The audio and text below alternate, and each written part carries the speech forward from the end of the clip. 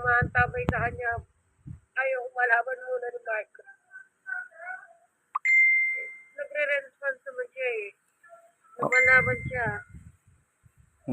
Huwag niyo muna sabihin kay Mark. Opo. Sarado na po siya eh. Ha? Sarado na po yung tindahan pa.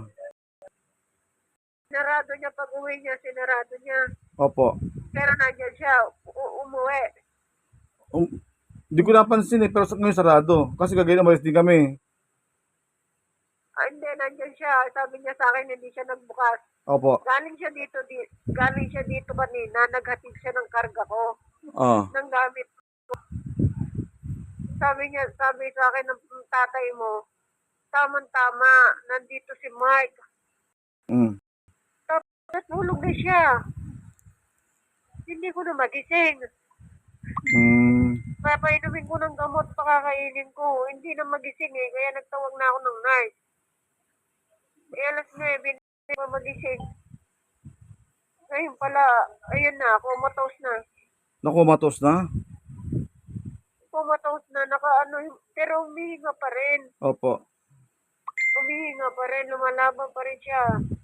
Hindi ko alam eh, yun na pala yung huli niyang kaya pala, kung tingnan niya ako eh, nuluha. Sabi niya, tama, nandiyan si Mike. Hindi ko alain na hindi ko naman napangit ni Mike. Pero andyan po kayo sa room. Andyan pa rin kayo sa room nyo?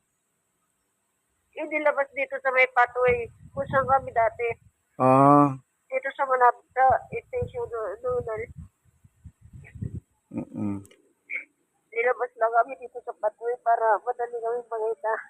Opo. Inaantabayan ako yung makina niya na may nakasaksak na siyang makina eh.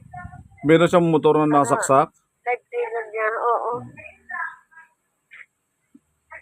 Hindi ko naman alam na na siya eh, conscious na siya eh. Alam ko, sabi ko, huwag ko munang gisingin kasi nga nag-chill siya, baka kumukuha ng tulog. Oo nga po kasi siya nakatulog. Inaya akong natulog. Nung alas 9 na, kailangan ko na talagang gisingin. Kasi sa gamot. Para painumin ng gamot. Opo. Ayaw na niyang gumising. Hindi ko alam eh. Hindi ko alam, pinalitan ko pa nga ng ng damit. Diaper eh. Nag-respond siya kasi nga nung inano ko yung diaper niya, gumanon pa nga siya eh. Kaya hindi ko alam na conscious na pala siya nun. May reaction pa siya? Ha? May reaction pa nung nagpalit ng diaper? Oo, meron pa siya na pa niya yung kapaan niya eh. Kaya nung sinabi niyang oras yun, alas 4:30 yata, alas 5 nakarating si Mark dito. Sabi ko saan niya kunin daladalahin ni Mark. Anong oras po dumating si Mark yan? Ha? Anong oras dumating? Alas 4:30 yata, alas 5. Mabilis natin. Kung nakauwi daw, nag-text siya sa akin na nasa bahay na, alas 6 na eh. Sabi niya sa akin, hindi na daw siya magbubukas ng tindahan eh. Siguro napagod.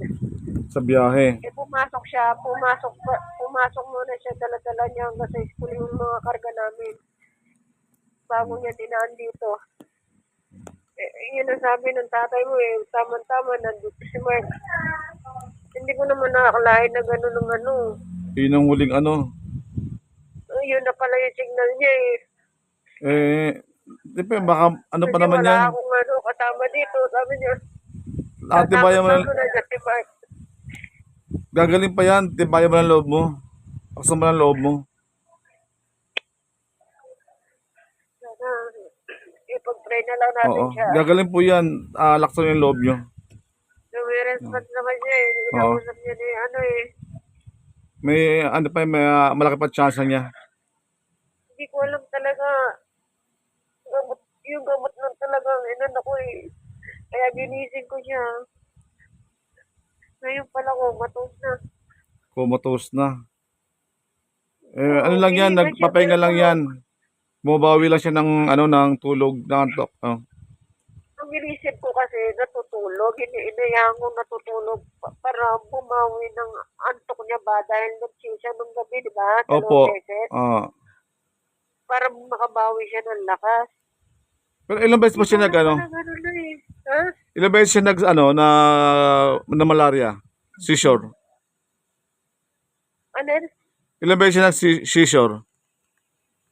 Hindi na nga, nag-short na yun, di ba, nung tanghali. Tabal 3 beses? Akala ko nga, di ba tatlo?